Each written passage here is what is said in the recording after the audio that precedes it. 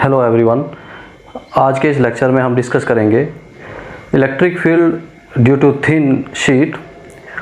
और ये thin sheet conductor भी हो सकती है, कंडक्टिंग भी हो सकती है और नॉन कंडक्टिंग भी हो सकती है। और देखेंगे कि इसकी वजह से जो इलेक्ट्रिक फील्ड है वो कैसे वेरी करता है, और कंडक्टिंग और नॉन कंडक्टिंग शीट होने की दशा में इलेक्ट्रिक फील्ड का जो एक्सप्रेशन है, जो फॉर्मूला है, वो किसी भी पॉइंट पर वो कैसे वेरी करता है।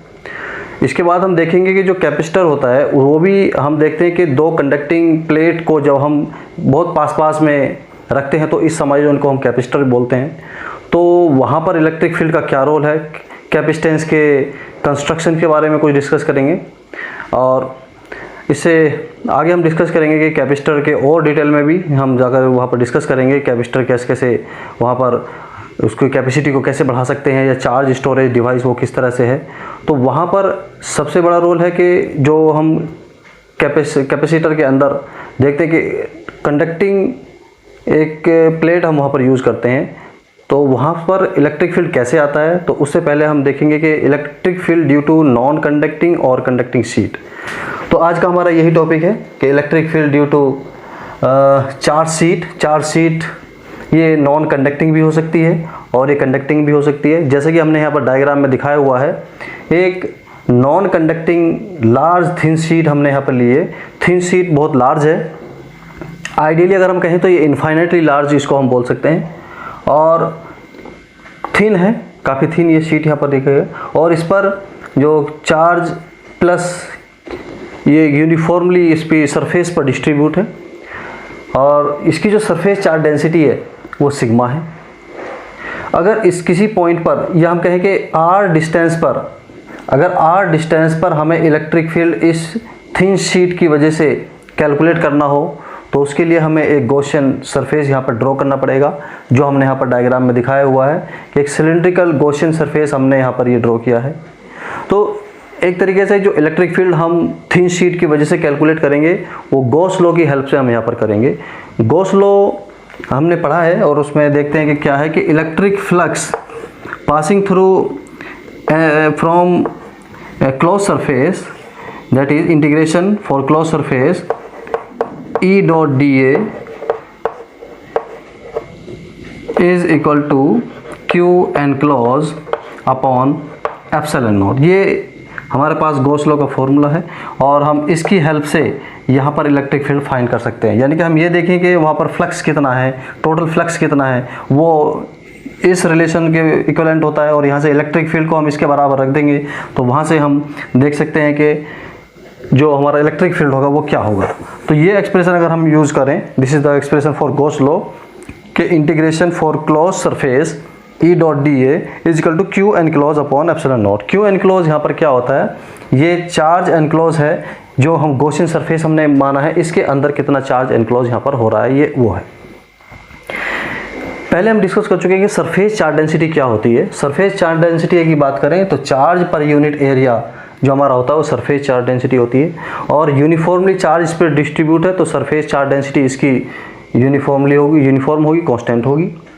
तो अगर एक गॉसियन सरफेस की हम बात करें कि इससे कितना फ्लक्स यहाँ से पास हो रहा है, तो अगर हम उसको देखें, ये सिलिंड्रिकल एक यहाँ से गॉसियन सरफेस हमने बनाया हुआ है, या इसकी क्रॉस सेक्शन साइड को अगर हम देखें तो गॉसियन सरफेस जो हमें है वो इस तरह से दिखाई देगा कि एक ये पूरा सिलिंड्रिकल गॉसियन सरफेस है।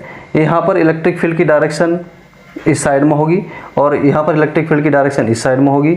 और अगर एरिया देखें, अगर इसका स्मॉल एरिया हम डी ए मान लें तो उसकी डायरेक्शन भी किधर को होगी, ये इलेक्ट्रिक फील्ड की डायरेक्शन में होगी। और यहाँ पर अगर हम इसका एक छोटा सा स्मॉल एरिया का सेगमेंट मान लें तो उसकी भी डायरेक्शन इधर को होगी। मतलब इलेक्ट्रिक फील्ड की डायरेक्शन और इस एरिया की डायरेक्शन में जो एंगल है वो 0 डिग्री है। तो हम कहेंगे कि ई डॉट डी ए यहाँ पर जो आएगा वो ई डी ए के बराबर आएगा, क्योंकि थीटा यहाँ पर 0 है। और अगर इसका एक छोटा सा यहाँ पर एरिया का हम सेगमेंट यहाँ पर माने तो इसकी जो कर्व्ड सरफेस है उससे कितना फ्लक्स पास होगा, तो हम देख रहे हैं कि इलेक्ट्रिक फील्ड की डायरेक्शन तो इधर को होगी, और इसके बीच में जो एंगल होगा वो 90 का होगा। तो कर्व्ड सरफेस से जो इलेक्ट्रिक फ्लक्स है वो 0 होगा। जो इसके एंड से पास होने वाला जो इलेक्ट्रिक लाइन फोर्स हैं वे इधर को होंगी, और वो इधर को होंगी, इस साइड से इधर को होंगी। तो जो फ्लक्स यहाँ से जाएगा, जो फ्लक्स यहाँ से जाएगा वही होगा, और उस नेट फ्लक्स से ही हम यहाँ से इलेक्ट्रिक फील्ड की वैल्यू कैलकुलेट कर सकते हैं। तो देखते हैं कि यहाँ पर गॉसियन सरफेस पे अगर हम गॉस लॉ लगाएं तो इलेक्ट्रिक फील्ड की direction at any point R वो क्या होगी। यहाँ पर देखते हैं तो ये नेट इलेक्ट्रिक फ्लक्स है जो इसके लिए, और हम इस वाले सरफेस पे इसको अप्लाई करेंगे और यहाँ पर इसको अप्लाई करेंगे। तो देखते हैं कि यहाँ पर और यहाँ पर अगर इलेक्ट्रिक फील्ड की डायरेक्शन और यहाँ पर जो एरिया है डी, अगर हम छोटा सा एरिया इसका मान लें तो यहाँ पर डी ए की जो डायरेक्शन है वो सेम डायरेक्शन है। सिमिलरली अगर इसका छोटा सा हम यहाँ पर ये एरिया मान लें और इसका पूरा क्रॉस सेक्शनल एरिया ए हो तो इसकी भी डायरेक्शन इस इलेक्ट्रिक फील्ड की डायरेक्शन में ही है। तो हम यहाँ पर कहेंगे कि इन दो जगह अगर अप्लाई करें तो ये आएगा ई इंटू ए प्लस ई इंटू ए, दोनों जगह हमने अप्लाई किया हुआ है। और थीटा क्योंकि जीरो हो गया तो cos 0 1 होता है। और Q एनक्लोज की अगर बात करें तो इस गॉसियन सरफेस के अंदर कितना चार्ज यहाँ पर लाई कर रहा है अगर उसको देखा जाए तो ये मान लिया यहाँ पर इसके अंदर Q चार्ज यहाँ पर लाई कर रहा है, दिस इज़ एप्सिलॉन नॉट। तो अगर हम इनसे देखें तो यहाँ से Q एनक्लोज को हम लिख सकते हैं चार्ज डेंसिटी की फॉर्म में। अगर ये Q एनक्लोज हम कहें कि जो गॉसियन सरफेस के अंदर चार्ज एनक्लोज है वो Q एनक्लोज है, तो यहाँ से सिग्मा ए हम इसकी चार्ज डेंसिटी की फॉर्म में चार्ज एनक्लोज को लिख सकते हैं। तो यहाँ से ए हम कॉमन लेंगे और ए से कैंसिल होगा, तो हम देख रहे हैं कि जो इलेक्ट्रिक फील्ड है एट एनी पोजिशन आर वो होगा सिग्मा अपॉन 2 एप्सिलॉन नॉट। तो इलेक्ट्रिक फील्ड किसी भी नॉन कंडक्टिंग शीट की वजह से, लार्ज शीट की वजह से और वो थिन शीट की वजह से किसी भी आर डिस्टेंस पे जो इलेक्ट्रिक फील्ड है वो ये होगा, और वो गॉस लॉ की हेल्प से हम इसको कैलकुलेट करते हैं। और जो इसकी वैल्यू है वो E is equal to sigma upon 2 epsilon naught. क्या सिग्मा यहाँ पर है सरफेस चार्ज डेंसिटी, और जिसकी वैल्यू हम निकालते हैं चार्ज पर यूनिट एरिया से, उसकी वैल्यू को हम फाइंड करते हैं। तो यहाँ से अगर देखें कि इलेक्ट्रिक फील्ड की डायरेक्शन क्या होगी, इलेक्ट्रिक फील्ड की डायरेक्शन वो ही होगी जो एरिया की डायरेक्शन होती है, यानी कि जो इसके सरफेस है उसके परपेंडिकुलर इलेक्ट्रिक फील्ड की डायरेक्शन यहाँ पर होगी। अब ये नॉन कंडक्टिंग शीट की वजह से है, अगर हम इसकी जगह कोई कंडक्टिंग शीट यहाँ पर ले लें उसकी वजह से इलेक्ट्रिक फील्ड हम यहाँ पर फाइंड करें तो उसकी वैल्यू क्या आती है। यहाँ पर अब हम लेते हैं कंडक्टिंग शीट, थिन शीट है और एक लार्ज थिन शीट हम यहाँ पर ले रहे हैं, और किसी आर डिस्टेंस पे अगर हम इलेक्ट्रिक फील्ड की वैल्यू फाइंड करें और इसकी यहाँ पर जो थिन सरफेस है और इसके सरफेस पे जो चार्ज डिस्ट्रीब्यूशन है, यूनिफॉर्मली चार्ज डिस्ट्रीब्यूशन है, वो हमने यहाँ पर प्लस Q चार्ज यहाँ पर दिखाया हुआ है, वो हम इलेक्ट्रिक फील्ड के फॉर्मूले में यहाँ पर जैसे यूज़ किया, इसके लिए भी ऐसे यूज़ कर सकते हैं। इसमें और इसमें क्या अंतर हम यहाँ पर देखेंगे कि यहाँ पर जो इलेक्ट्रिक फील्ड हम गॉसियन सरफेस अगर हम यहाँ पर ड्रॉ करेंगे तो देखेंगे कि कंडक्टिंग शीट होने की वजह से यहाँ पर शीट के अंदर जो इलेक्ट्रिक फील्ड होगा, अब हम इस गॉसियन सरफेस हम कहाँ से ड्रॉ कर रहे हैं, अब हम गॉसियन सरफेस को ये बाहर की तरफ है, लेकिन ये वाला जो एंड है इस गॉसियन सरफेस का, सिलेंड्रिकल गॉसियन सरफेस का, ये इस कंडक्टिंग जो शीट है उसके अंदर तक हम इसको ड्रॉ कर रहे हैं, और inside the conductor electric field zero होता है। ये कंडक्टर के अंदर इलेक्ट्रिक फील्ड जीरो क्यों होता है, इसकी भी अपनी एक पूरी थ्योरी है, उसको भी हम इसको डिटेल में डिस्कस करेंगे कभी आगे के लेक्चर्स में। कि हम ये जानते हैं कि electric field inside the conductor वो जीरो होता है। जीरो क्यों होता है, क्योंकि कंडक्टर के अंदर जो मूवेबल चार्ज है, जो भी एक्सेस चार्ज वहाँ पर होता है वो सारा उसकी सरफेस पर लाई करता है, अंदर उसके चार्ज जो मूवेबल चार्ज है वो एग्जिस्ट नहीं करता है। जो भी वहाँ पर एक्सेस चार्ज है, मूवेबल चार्ज है, तो वो क्या करता है कि वो उसकी सरफेस पर ही लाई करता है। तो क्यों उस बाहर उस सरफेस पे लाई करता है, ये भी हम किसी दिन नई वीडियो में किसी बनाएंगे और पूरा इसको डिस्कस करेंगे कि इलेक्ट्रिक फील्ड इसके अंदर क्यों ये जीरो होता है और सरफेस पे वो क्यों लाई करता है। तो इस थिन शीट के अंदर जो इलेक्ट्रिक फील्ड होगा वो जीरो होगा, और किसी पॉइंट यहाँ पर देखें तो वहाँ पे इलेक्ट्रिक फील्ड होगा, क्योंकि इलेक्ट्रिक गॉसियन सरफेस पे अगर हम यहाँ पर ड्रॉ करें तो इस पॉइंट पे जो इलेक्ट्रिक फील्ड की डायरेक्शन होगी वो ये होगी, और छोटा सा एरिया अगर हम यहाँ मान लें तो डी ए की भी डायरेक्शन इसी की इसमें होगी, तो एंगल यहाँ पर थीटा है। तो ई डॉट डी ए कोस थीटा वहाँ पर लिखेंगे और थीटा की वैल्यू जो यहाँ पर वैल्यू 0 डिग्री हम वहाँ पर पुट करेंगे। लेकिन अगर हम इस के लिए अप्लाई करें यहाँ पर, तो यहाँ पर इलेक्ट्रिक फील्ड 0 है, तो यहाँ से जाने वाला जो फ्लक्स है वो 0 होगा। जैसे यहाँ पर हमने दो सरफेस से ई इंटू ई ए इंटू लिया है, तो यहाँ पर एक जो टर्म है, एक जो यहाँ पर ये वाली टर्म है ई डॉट डी ए करेंगे वो, तो वो 0 हो जाएगा। केवल ई ए इसकी वजह से ही यहाँ पर इलेक्ट्रिक फ्लक्स हमें मिलेगा। और अगर हम कर्व सरफेस के लिए लें तो यहाँ भी इलेक्ट्रिक फील्ड और जो यहाँ पर एरिया की डायरेक्शन है उसके अंदर थीटा एंगल जो है वो 90 है, तो यहाँ पर वो 0 होगा। तो केवल इसी सरफेस से फ्लक्स हमें मिलेगा।